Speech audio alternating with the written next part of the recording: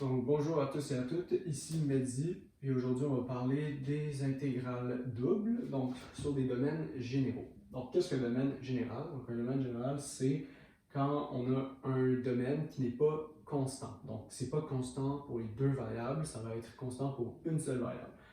Donc il va y avoir deux types de domaines généraux vu qu'on est à deux variables. Et donc le premier type c'est on a une fonction de x en haut, une fonction de x en bas, et on a des variables constantes en x.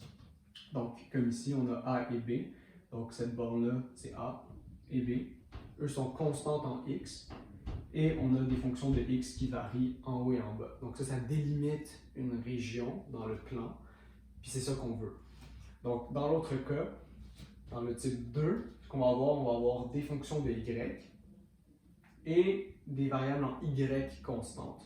Donc, a jusqu'à b et de gy jusqu'à h de y, qui sont deux fonctions qui dépendent de y. Et ça délimite encore une région dans le plan cartésien. Donc, quand on voit, on n'a pas l'impression qu'il y a beaucoup de différences entre les deux, mais certaines intégrales qui sont exactement les mêmes ne se résout pas de type 1, mais vont se résoudre avec le type 2.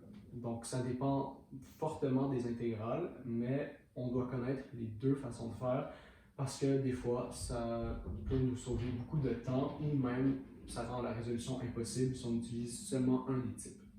Donc, on va passer aux exercices, ça va être plus simple de comprendre par la suite.